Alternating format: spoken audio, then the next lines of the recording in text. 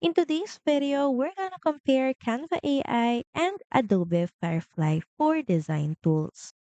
First, Canva is an all-in-one design which is beginner friendly and it even lets you create social media posts and videos and presentations and even websites using AI tools like text to image, write, and design.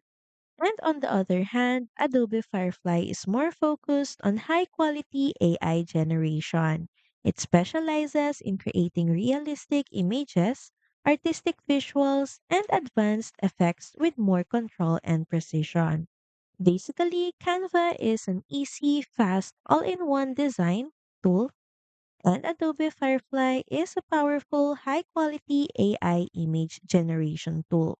So here's the tip. Use Canva AI if you want to quickly create content, social media graphics, videos, or marketing designs, and use Adobe Firefly if you want more advanced, detailed, and high-end AI generated visuals or creative effects. Thank you for watching this video. Also feel free to use our affiliate link in the description. Bye!